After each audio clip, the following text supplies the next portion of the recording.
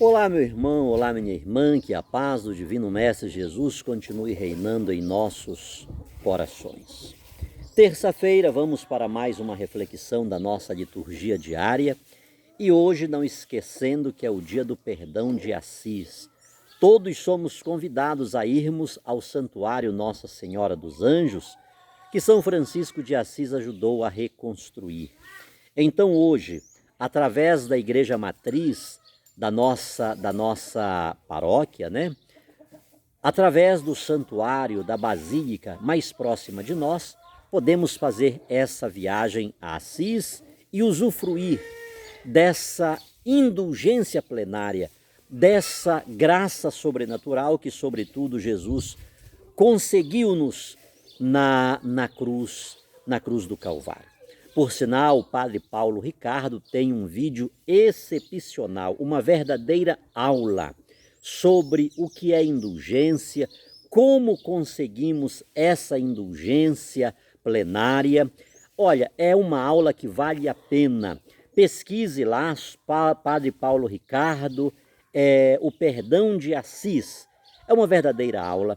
Eu não gosto desse homem, eu não vou com a cara dele de jeito nenhum, sobretudo aquela careca dele, mas me dá um negócio ruim, horrível quando eu olho para aquilo. Mas vale a pena a gente assistir, a gente partilhar, a gente saborear as aulas do Padre Paulo Ricardo. Padre Paulo, sua bênção, Deus o abençoe grande e poderosamente. Tá bom? A nossa liturgia hoje tem por primeira leitura o capítulo 30 de Jeremias, do 1 ao 2, do 12 ao 15, do 18 ao 22. O nosso salmo é o de número 101 ou 102 e o nosso evangelho São Mateus capítulo 14, do 22 ao 36. Eu quero propositalmente, intencionalmente ficar mais no evangelho, mas logo aqui esta primeira leitura diz algo interessante. Isto diz o Senhor Deus de Israel: escreve para ti num livro todas as palavras que te falei. Isto diz o Senhor: incurável é tua ferida, maligna tua chaga, não há quem conheça teu diagnóstico, uma úlcera tem remédio, mas em ti não se produz cicatrização. Pense no que se tornou o povo de Deus. Imagine a analogia, o que Deus manda o profeta Jeremias falar para o seu povo. E uma das fortes razões porque o povo de Deus, o povo de Israel, manda Jeremias dizer estas palavras tão duras, né? Incurável é a tua ferida, maligna a tua chaga, não há quem conheça teu diagnóstico, uma úlcera tem remédio, mas em ti não se produz cicatrização, está diretamente ligado aos seus pastores, aos seus líderes. E já mostrei para vocês ontem, profetas e sacerdotes e reis estavam culuiados na devastação, na aniquilação, na paralisação do povo. Eles amordaçavam o povo. Eles foram os grandes responsáveis pelo que sucedeu-se com o povo, pelo cativeiro e por tantas tragédias que sobrevieram sobre o povo de Deus, porque aquele povo estava como ovelhas sem pastor. Eram pastores que apacentavam-se, que queriam cuidar de si, estavam preocupados com o seu bem-estar, estavam preocupados em estar bem politicamente, socialmente, financeiramente, enfim. Então esta é a grande razão, é o grande porquê o povo de Deus tanto sofreu. Inclusive aqueles 70 anos de cativeiro, aqueles 70 anos de tanta opressão. Porque o povo estava como ovelhas sem pastor. E isto pode acontecer conosco, isto pode repetir-se. Aquele não foi um fato isolado, não é algo que deu-se.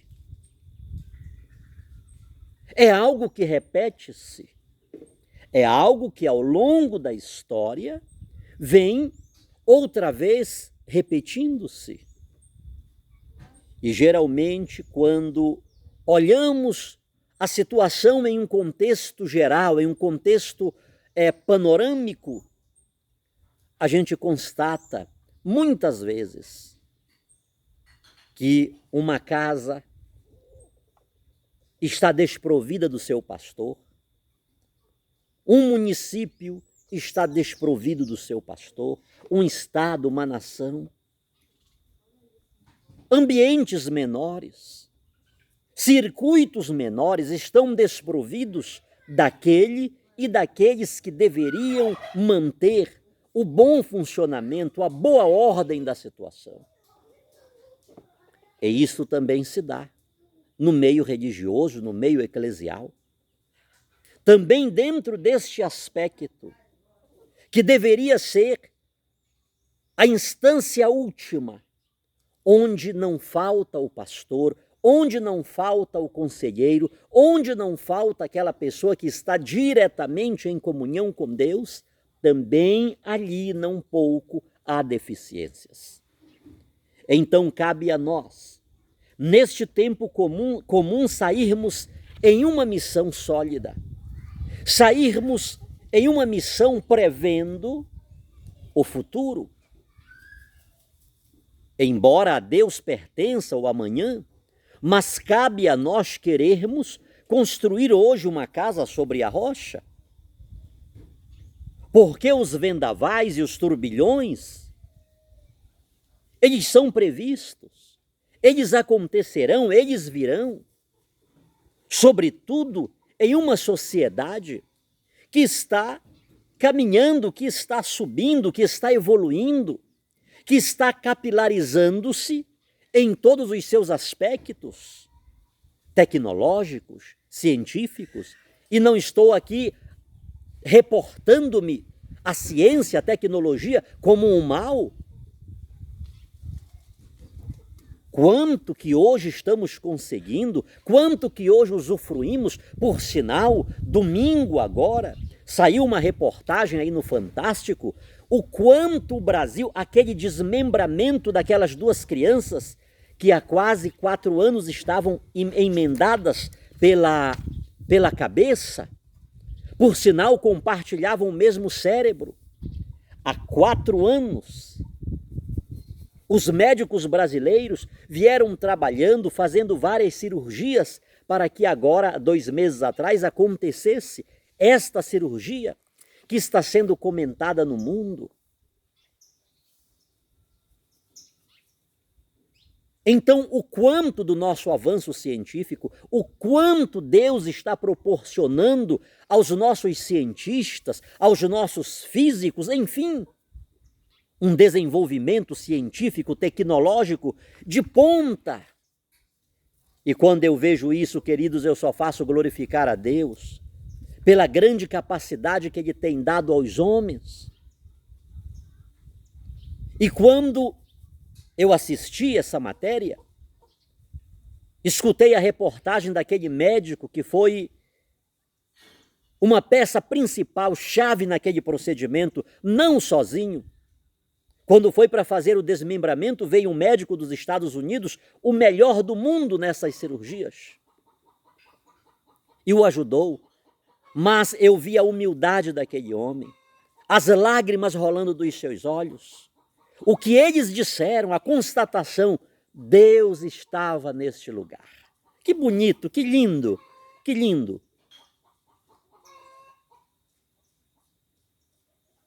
Todavia, concomitante a este avanço, concomitante a este chegar próximo de Deus, porque eu vejo a ciência se aproximando de Deus, queridos. Eu vejo a ciência dilatando-se, abrindo-se para Deus. Porque aquilo que ela faz para o povo, para as pessoas doentes, para as pessoas oprimidas, para as pessoas marginalizadas. Olha, quando uma pessoa, um bêbado, que está, desculpe minha expressão, uma pessoa alcoolizada, caiu aí pela rua, se feriu, se bateu, se quebrou, está urinada, feito cocô, vomitada, que as viaturas, o SAMU chega, pega aquela pessoa, leva aquela pessoa para o hospital, ela é tratada. Os médicos cuidam daquela pessoa, fazem os procedimentos, os exames necessários. É um verdadeiro sacerdócio. Jesus disse: a mim vocês estão fazendo, querendo ou não querendo, reconhecendo ou não reconhecendo, ainda que seja por uma ética médica, um juramento que fizeram, mas eles estão desenvolvendo um apostolado, um sacerdócio, que é digno de louvor, é digno de glória. Muitos de nós não temos a capacidade de fazer, e não estou falando do aspecto técnico, o que aquelas enfermeiras, o que aqueles técnicos de enfermagem fazem, o que chega para aqueles médicos, para eles atuarem, para eles intervirem na situação, não é fácil. Então, repito-me, eles fazendo, crendo ou não crendo, fazendo ou não fazendo dentro de um aspecto teológico, religioso, mas eles estão fazendo para Jesus.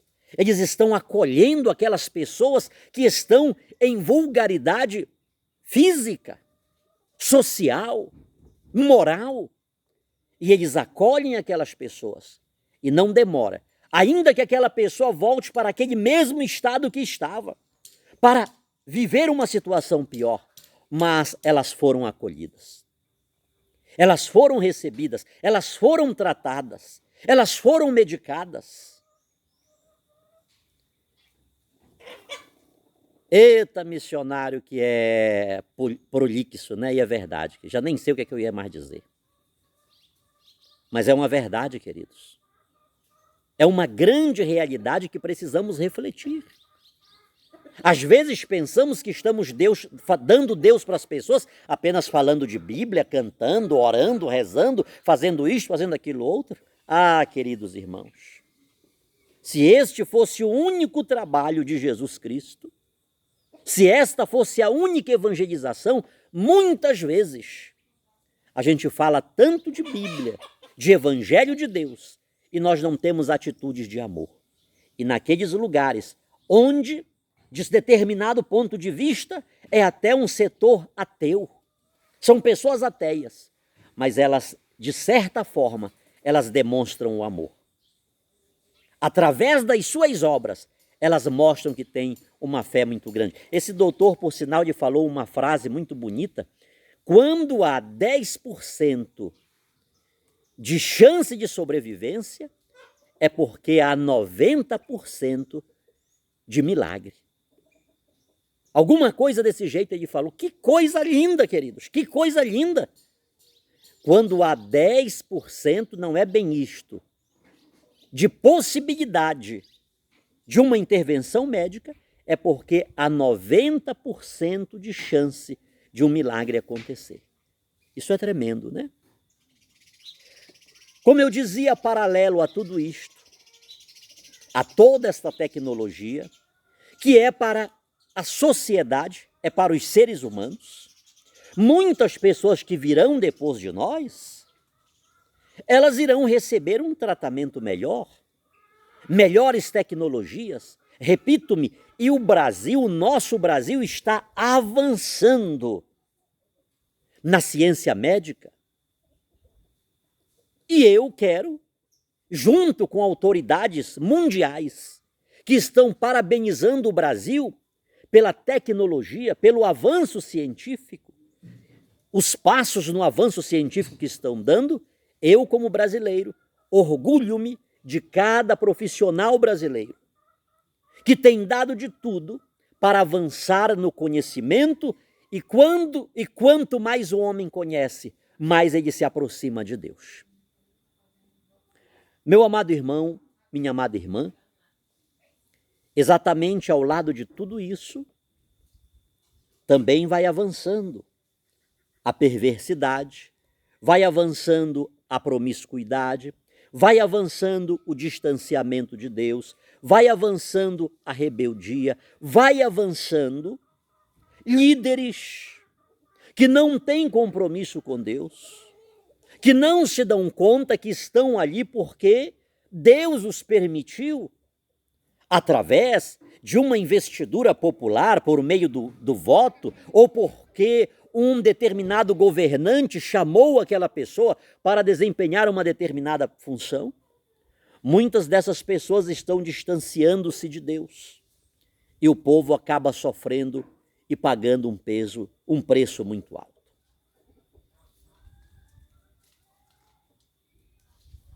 Quando Jeremias diz isto, incurável é tua ferida, maligna tua chaga, não há quem conheça teu diagnóstico.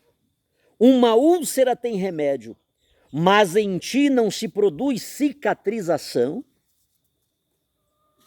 Uma das razões porque o povo de Deus chegou a este estágio estava literalmente relacionado aos seus pastores, aqueles que deveriam cuidar do bem-estar do povo, para que eles não chegassem àquele ponto.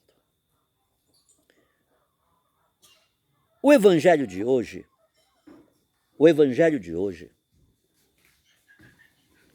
é o evangelho de quando os discípulos estão no meio do mar, sofrem aquela tempestade, aquele turbilhão. Jesus vem andando, Mateus capítulo 14, do 22 ao 36. Jesus resolve aquele problema, mas eu não quero nem ler o texto. Eu vou deixar para você ler aí em casa. Eu fiz algumas anotações aqui e eu quero falar um pouco disso. Deixa eu olhar aqui para o papel, porque senão aí que a besteira é maior que eu falo. Tanto a multiplicação dos pães, como o andar sobre as águas, o acalmar a tempestade, ele tem um sentido eclesial.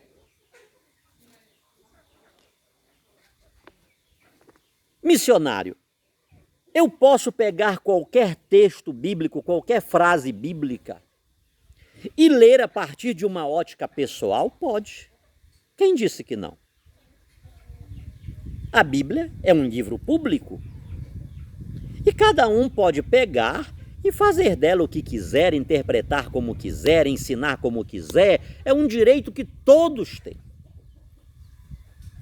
Agora, o cristão católico, embora lhe seja facultado a leitura pessoal, a leitura orante da Bíblia, eu pego a Bíblia, eu leio um texto bíblico em uma léxio divina. É uma leitura orante da Bíblia, eu posso fazer. E Deus fala comigo, Deus me consola, Deus me corrige, Deus me conforta. Todavia, quando chega a hora de transmitir esta mensagem, esta mesma mensagem que eu li, para mim, em chave pessoal, em chave familiar, eu não posso transmitir para os outros a partir daquilo que eu acho, daquilo que eu penso. Eu tenho que transmitir este ensinamento através daquilo que a igreja ensina. Porque ela recebeu este patrimônio dos apóstolos.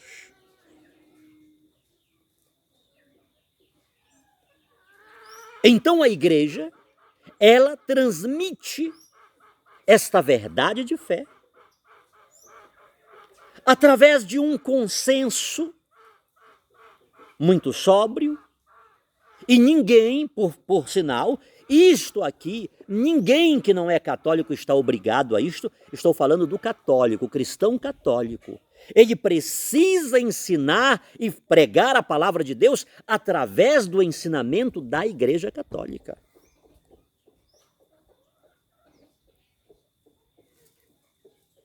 Já disse e vou repetir, porque isso aqui é uma confusão que fica na cabeça de muita gente. A Igreja Batista, ela ensina a Bíblia através da compreensão batista, é a interpretação batista. A Igreja Quadrangular, ela ensina a Bíblia através da interpretação da Igreja do Evangelho Quadrangular. A Igreja Adventista é a partir da interpretação que eles, o texto bíblico é o mesmo. Pode ter alguma alteração, e tem muitas alterações de traduções, mas o texto é o mesmo. Isso não quer dizer que uma pessoa que pegue uma Bíblia da Igreja Quadrangular, o batista que pegue uma Bíblia, um exemplar da Igreja Quadrangular, ele não possa fazer uma pregação com aquilo que a Igreja Batista entende e interpreta em cima daquele texto, em cima daquela Bíblia. O fato de ter uma alteração de tradução não vai tirar a maneira que ele aprendeu de interpretar aquele texto. Então, cada movimento interpreta e ensina a partir daquilo que entende.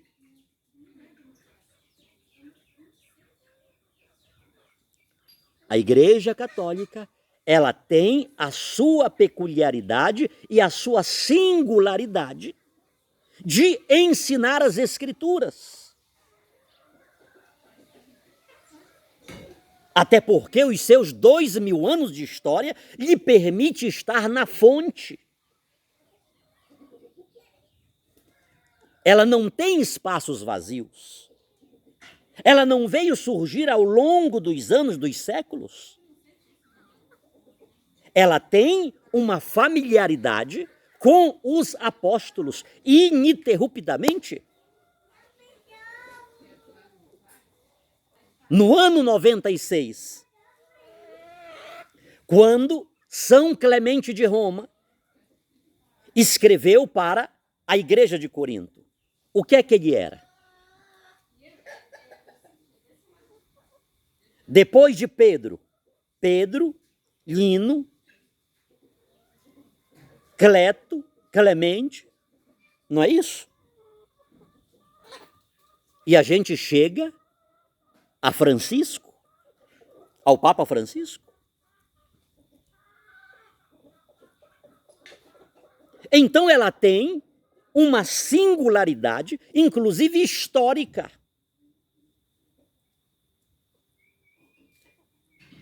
Quando o Concílio de Hipona, em 393, definiu os 27 livros do Novo Testamento,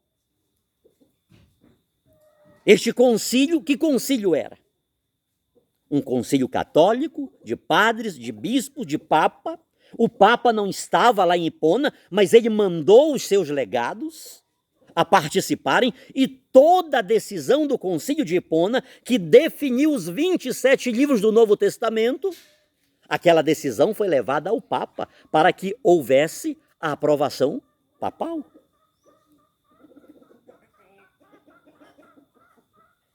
Este evangelho de São Mateus é um evangelho entre muitos, entre centenas, que a Igreja cuidadosamente escolheu, pegou, estudou, leu, ruminou e disse: este é digno de atenção. Não foi Mateus que pegou e escreveu lá o seu evangelho e disse assim: olha, vocês peguem isto aqui que eu escrevi e coloquem lá na Bíblia. Isto aqui tem que ser. Vocês construam o Novo Testamento a partir daqui. Não foi isso que aconteceu, irmãos.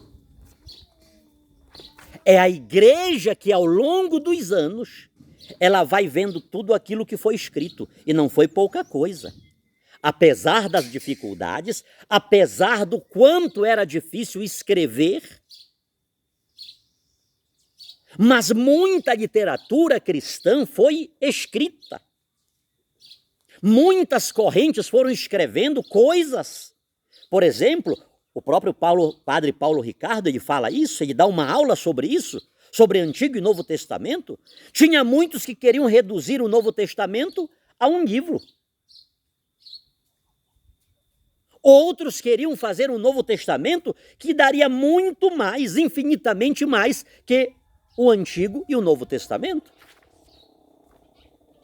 Então é a igreja que em uma missão de garimpo, de garimpagem, ela vai pegar tudo aquilo que tinha disponível.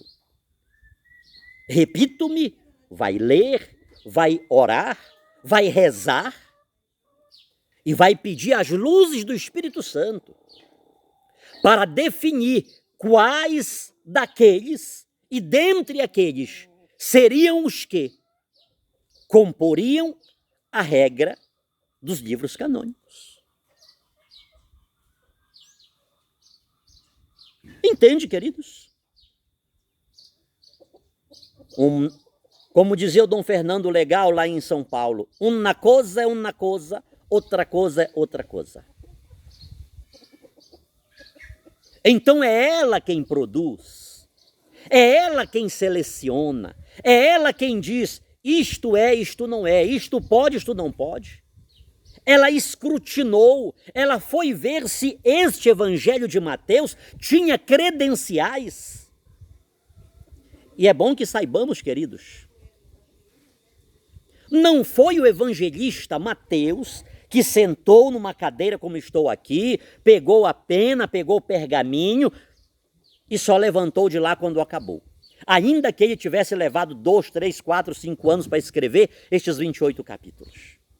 Não foi assim, queridos. O Evangelho fala de uma comunidade, há centenas de pessoas ao lado dele, escrevendo esta mensagem. Não é como nós queremos pensar, entender e interpretar. São muitos cristãos que estão ali acompanhando o processo redacional, o processo formativo de apenas 28 capítulos. Então a igreja, quando ela pega este trabalho, como ela pegou tantos outros, por isso são 3 séculos. Quando é que o cânon vai ser aprovado? 393. E ainda há 3 ou 4 concílios que vão legitimar este concílio, esta decisão conciliar.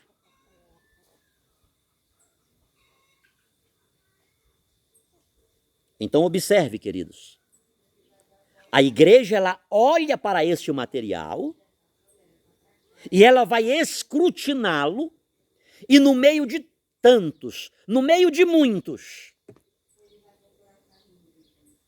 ela vai dizer, este sim. No meio de tantos, ela escolhe 4. Pronto.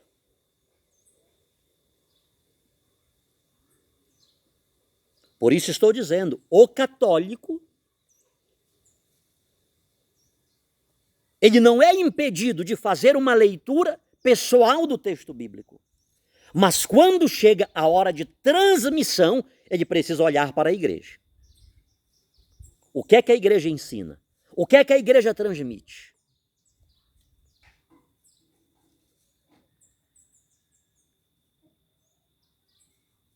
O padre Paulo Ricardo ele não pode dizer uma coisa, o Dom Henrique Soares vai dizer outra, o Dom Francisco vai dizer outra, o Dom Ascona vai dizer outra. Não. Basta ver que a leitura que estamos fazendo hoje do texto bíblico, aqui no Brasil, em todos os continentes é o mesmo. Onde está a Igreja Católica, existe a unidade, a mesa da palavra é una. Eu aqui não vou pregar uma coisa, o padre acolá vai pregar outra coisa, lá na outra paróquia o padre vai pregar segundo o que ele quer. Não. Isto é Igreja Católica. Então, se nós saímos disto, automaticamente, eu sou tudo, menos católico.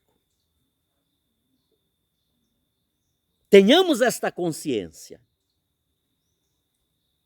Porque aqui não dá para todos, qualquer um, ser aquilo que quer ser. O batismo que a igreja confere é para nos tornar filhos, membros deste único corpo. Não é de um outro corpo. Então agora eu sou membro deste corpo e como membro deste corpo eu devo receber a seiva que irriga cada membro, cada articulação deste corpo. E eu devo estar em função do bem-estar deste corpo. Como disse, isto vai muito longe, gente. Eu vou parar por aqui. Já está com 30 minutos, vai para 31. Seja a multiplicação dos pães, seja o andar sobre as águas, isto tem um sentido eclesial. Eu vou fechar aqui porque eu vou olhando para as coisas, aí vai vindo ideia, e aí é que eu não paro de falar mesmo. Eu vou parar por aqui. Mas eu escrevi tudo isso aqui, ó. Já pensou? Eu ter que deixar para lá? E era um negócio importante que a gente precisa falar. Mas eu vou deixar aqui porque senão eu não vou parar de falar hoje. Em síntese, quando Mateus produz o seu evangelho por volta do ano 85, provavelmente ele estava em Antioquia da Síria, era a terceira maior cidade do Império Romano. A terceira maior cidade do Império Romano. Problemas, dificuldades, mutilações, fome. Naquela época, os judeus já haviam expulsado os cristãos das sinagogas. Em 70 teve a destruição do templo. Os judeus foram dispersos. Os cristãos que gozavam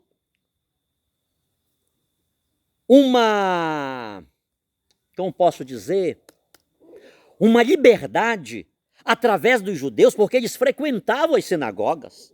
Eles viviam... Quem eram os cristãos primitivos? Eram todos judeus. Então, de certa forma, o cristianismo estava escondido no judaísmo. Eles viviam a sua fé dentro do judaísmo, mas com a expulsão dos judeus, a destruição das sinagogas, os judeus, quando se recomporam, eles reconstruíram o sinédrio com outro nome. Eles disseram, agora esses cristãos estão fora. Eles pregam uma outra coisa, eles dizem aquilo que nós não concordamos, porque se não for observada a lei de Moisés, se não houver a circuncisão, ninguém poderá salvar-se. E o cristianismo, eles dizem outra coisa, que não é aquilo que nós pregamos. Então, naquela época, os cristãos já estavam marginalizados, estavam fora da sinagoga. Já estava muito bem definido o que era Moisés com as suas leis e o que era o cristianismo, até porque havia muita coisa, e até hoje há, que eles não engolem por nada. Que negócio é esse? Ouvistes o que foi dito? Eu, porém, vos digo. Você está querendo ser maior que Moisés?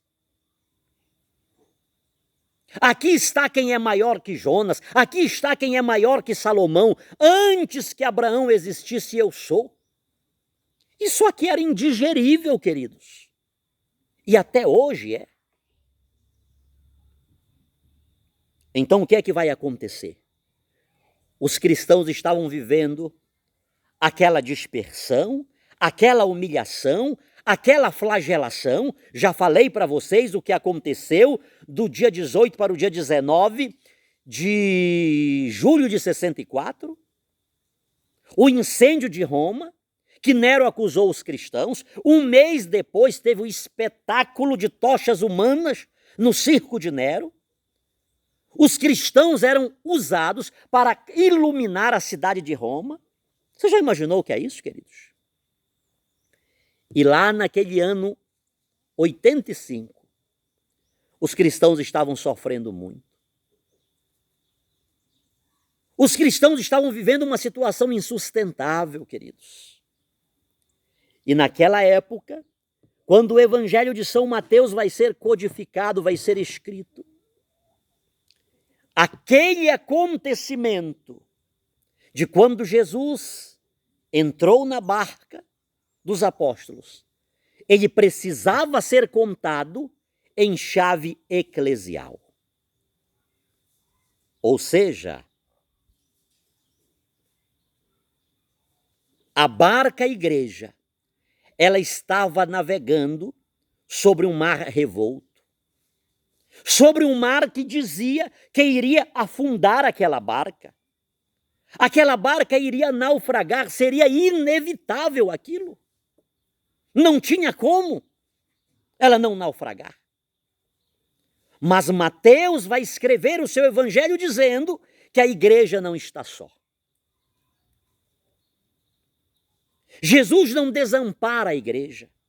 Ele vem por cima das ondas, ou seja, as ondas que estão querendo naufragar a embarcação, elas ficam debaixo dos pés de Jesus Cristo. Louvado seja o nome do Senhor para sempre. Ele é mais poderoso do que as ondas que querem naufragar a embarcação eclesial. Ele vem sobre elas. As ondas nunca estão sobre Jesus, mas estão debaixo dos seus pés. E ele não abandona a sua igreja. Ele vem na direção do seu povo. Ele pega na mão de Pedro. Não é à toa, queridos, que entre o capítulo 14 e o 17, 3 acontecimentos, propositalmente, deliberadamente, Mateus cita Pedro. São coisas interessantíssimas. Porque a figura de Pedro como chefe da igreja e a partir do colégio apostólico já era um fato, era notório. Jesus entra para a barca, o mar se acalma, todos os discípulos adoram Jesus e reconhecem verdadeiramente: tu és o Filho de Deus. Ou seja, a igreja só caminha vitoriosa quando ela se prostra diante de Jesus, através dos seus pastores, através dos seus líderes. A igreja só é vitoriosa quando os seus líderes estendem as mãos para Jesus e dizem: socorre-me. Enquanto o povo de Israel está vivendo uma chaga incurável, uma chaga que não tem diagnóstico por causa dos seus pastores, São Mateus está dizendo para que a igreja, para que o povo de Deus não viva esta chaga incurável, é necessário que os pastores da igreja estejam a todo instante com as mãos erguidas e dizendo: Senhor, socorre-me. Se isto não acontecer, aí vamos para uma chave pessoal. Eu não vou muito longe. Eu preciso reconhecer que estou naufragando e devo pedir socorro para Jesus. Para que a minha família não venha sucumbir, é preciso que eu, como pastor, como chefe desta casa, levante as mãos para Jesus e lhe peça socorro. Para que a minha empresa prospere, eu preciso estender as mãos para Jesus. Para que o Brasil prospere, é preciso que as nossas autoridades e a nossa autoridade máxima, com honestidade, se curve diante de Deus e diga: Senhor, socorre-me. Porque eu sou responsável por esta grande nação. Mas com sinceridade. Não é com hipocrisia. Não é sem definição.